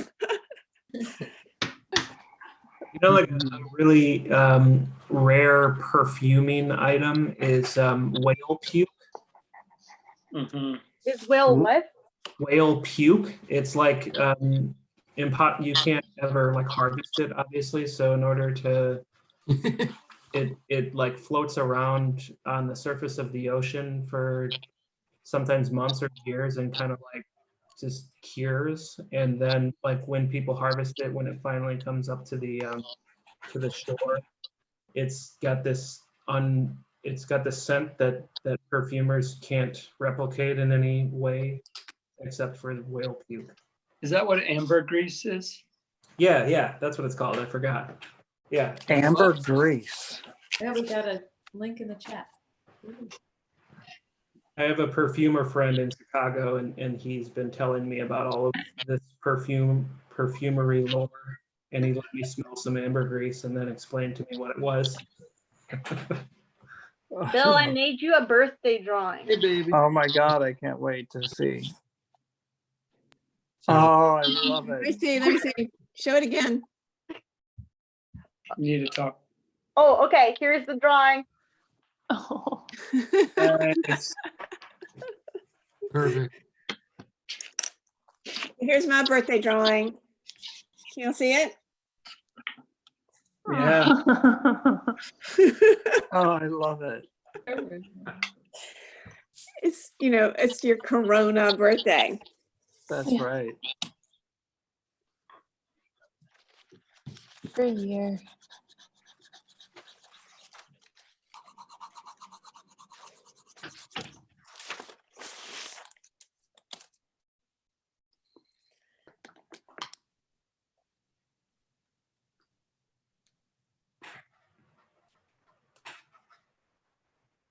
This is getting fun. I feel like I've reached a point of not worrying whether my drawings look nice.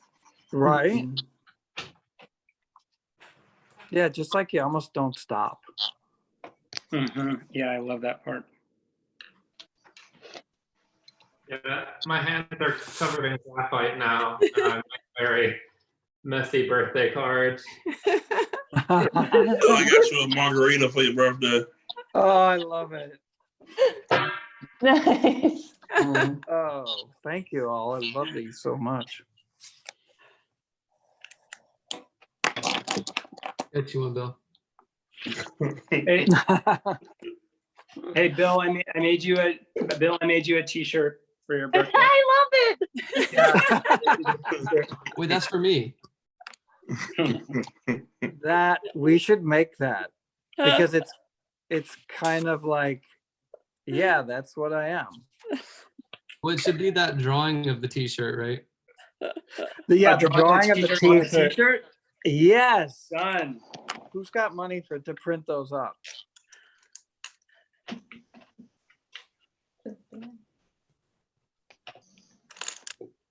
Man, it got real quiet. Museum, I hope. Right?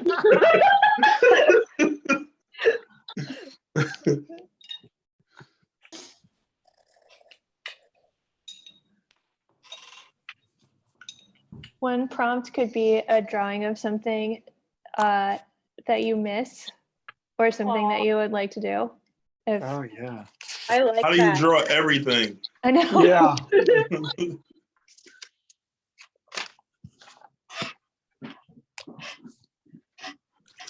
Bill, we only just met, but I kind of combine the birthday and like the drawing of that you recognize.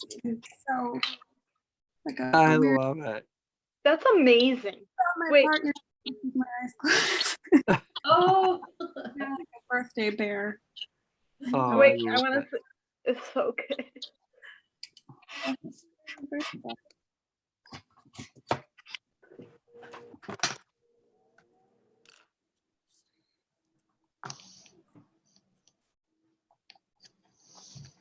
Does anybody have any fun plans for the weekend? Staying in your house? Might vacuum. That's a kind of drawing. That is a drawing. Okay, here's Bill. Here's my contour Bill for his birthday. Oh. Leaning in.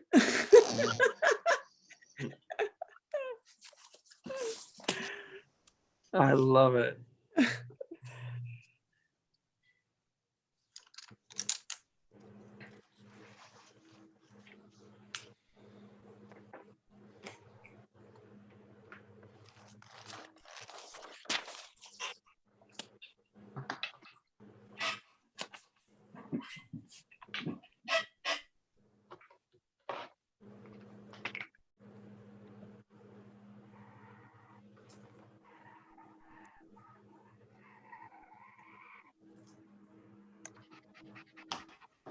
Unbelievably, we only have about 10 minutes left. Oh my Oh, God. wow. Yeah, 2 hours will be up, which just blew by.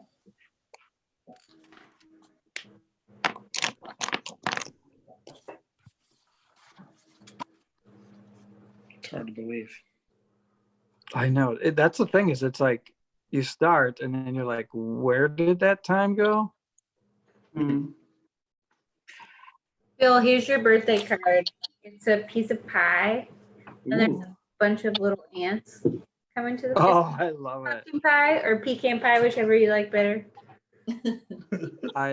See, these are all cards that we should be turning into. It's like the pecans are leaping out. Yeah. Away. Cockroaches are running out of it.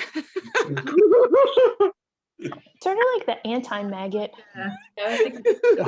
Yeah, exactly.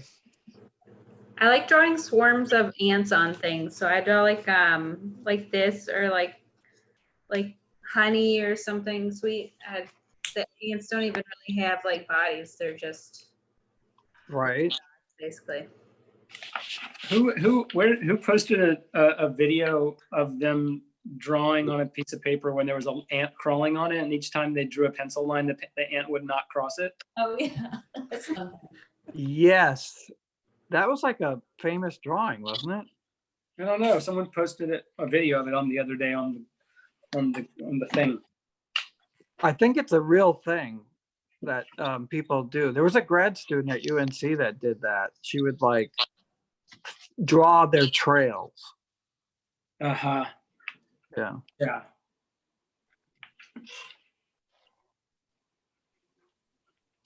So how did that work? She would just follow Well, the ant with the pencil? No, the ant wouldn't cross a graphite line.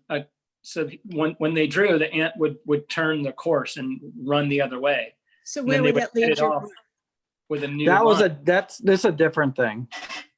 Oh yeah, this was just someone recording their sketchbook as they drew, and a live ant was running across it, and they drew a line. The ant would dead end into that line and turn and run along it, not wanting to cross it.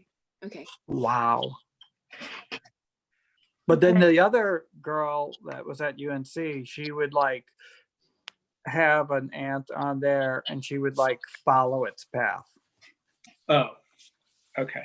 Yeah. So it'd make these kind of like line drawings. The other thing I like to draw too is just like draw a parallel line for a whole page just to get warmed up.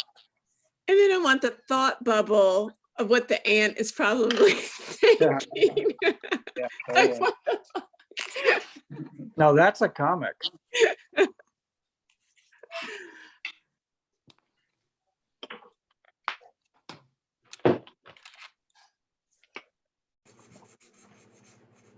It's weird. I feel like those two ant drawings, they're like similar, but those two people are like on opposite sides of the gamut of how you could feel about ants.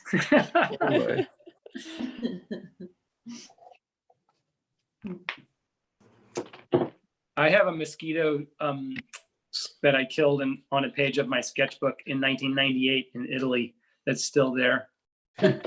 Wow. Body. Yeah.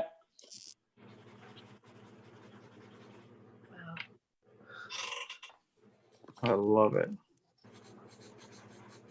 How do you feel about it? I hate mosquitoes, so I don't feel too remorseful. But you kept it. Oh, how do I feel about the thing? I love it. It's like, I think I put a piece of Scotch tape over it, actually, now that I think about it. Sort of like low budge amber. That's a good Mosquito may have your DNA in it. Yeah. We can Yeah, clone right. you later. Yeah, it was in Florence, a swampy place.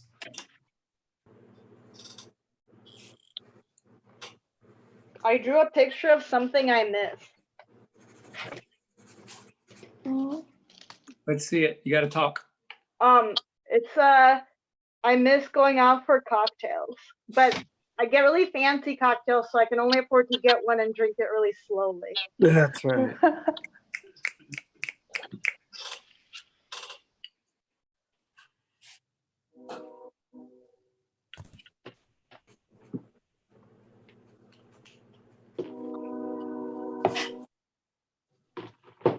I hear a train.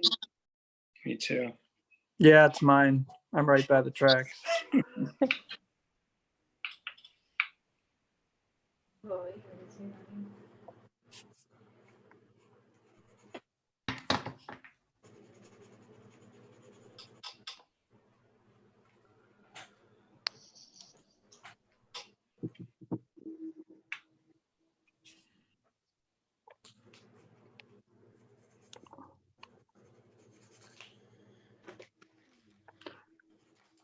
All right. Well, it looks like it's 5 minutes left. Maybe we should start showing, huh?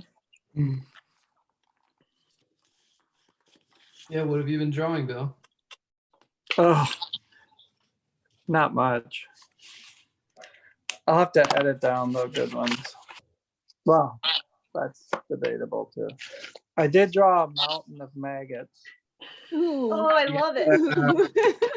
So creepy. Hold it up closer. The closer it gets, the worse it is, though. Oh. Let's see. I drew. This was my alien form, Mm-hmm. like a gummy. Love it. And I guess that's it. Oh, I thought this one was kind of cute in terms of a very minimal drawing. It's just an egg. Wait, I want to see the egg talk again. Sorry, there's that drawing behind it. That's cool. Overlap. Yeah, that's my Overlapping. overlapping, I mean. That's your birthday card to yourself. That's right. Something's gonna hatch.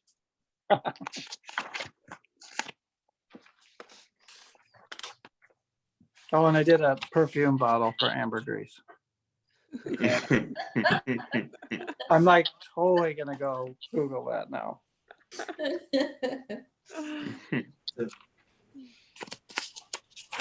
Anyone else have anything?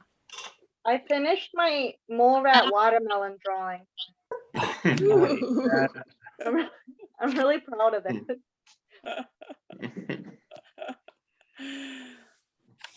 It's so good. I updated my watermelon goat too. It looks more like a watermelon now.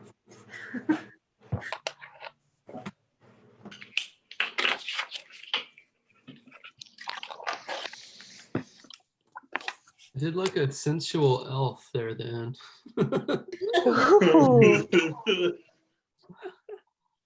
This is my favorite thing I did. It's just like a dude in an alley. You know, I like this outfit. yeah. A lot of my drawings aren't done until I put a hat on their head. Yeah, right. To seal the deal. The final moment. Okay, what kind of hat are they gonna wear? You do that Old Town song. It's like him. That red cowboy outfit. Yeah, it's very old town. Thanks. I've been drawing. I drew some imagined stuff. Been drawing these imaginary landscapes that are like the Everglades with stuff in them. Oh, nice. And then I drew an observational thing of my desk that I'm drawing on right now. I love it. Love that landscape. Oh, thanks. I've been working on a bunch of those. Last week he did. Tell him the story about the other one. That's the same one since last week I've been working on, and I made 2 tonight. I've been working on these landscapes based on a story of my mom's friend who died in a plane crash, and he was a musician. So it's the plane crash in the Everglades. So these are like crash sites in the Everglades with like road cases and musical instruments. Mm. Wow. It's interesting you drew a drum and then you're constructing drums. Oh, I play drums. And then you play drums. Okay. No, that's why. It all Yeah. fits together, of course. Yeah. The drums And are, it's kind of a theme in your work. yeah, the drums are my, like, I don't make pictures or draw pictures of people. So I have to have like a muse, you know. I like to take pictures of and draw pictures of drums more than people. I love it.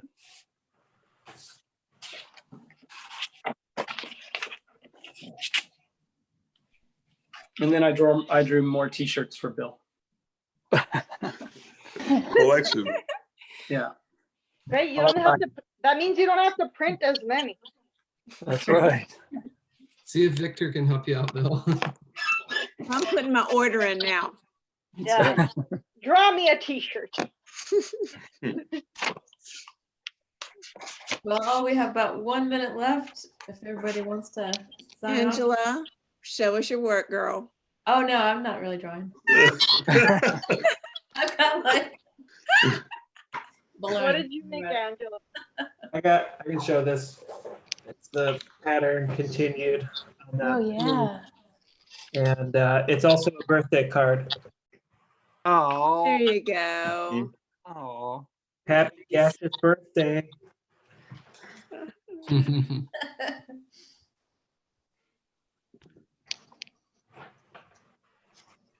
I like it that it's a holiday. Because there's always going to be a party. Yep. That's right. Although in Mexico, if you tell them, they're like, yeah, no one celebrates that down here.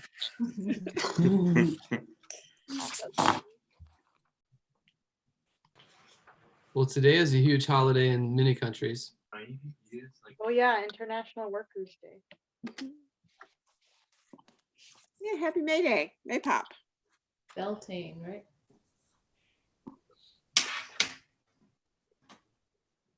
That's right, it is.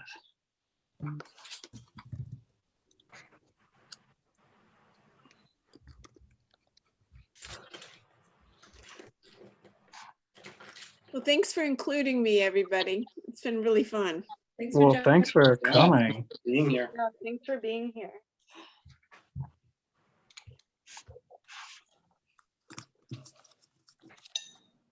Thank you, everyone. We'll have to do this again. We really look. It was great, and also tune into what Bill's doing at the Drawing Room NC.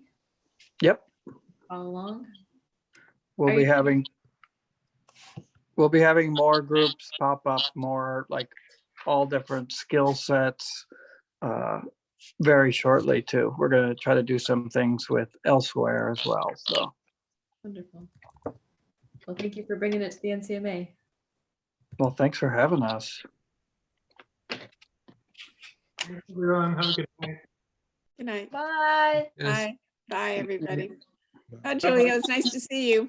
Nice to see you. Thank you guys for everything. Thank you, Bill. Thank you, Thank you, Bill. organizers. Thank you. I'm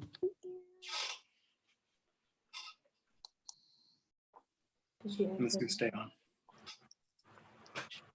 I'm never leaving. Oh, good. He's gone. I thought he'd never leave or shut up. Oh, hi. Oh, happy birthday. Yeah, that was so awesome. Great job. Thank you. Thanks for organizing. Yeah, thank you for all your work on this. God, I don't know how, like, Angela pulled it together. really been Kat, great. there was lots of stuff. Luke, everyone. Yeah, team effort for sure. Michelle.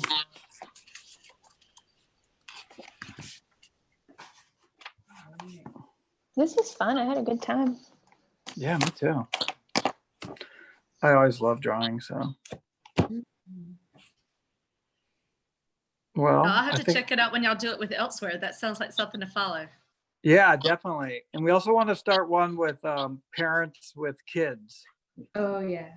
because a lot of kids have not been able to connect with other kids that much. So we're going to bring in some artist teachers. There's this woman, I forget where she's in Kentucky, and she makes these really amazing videos.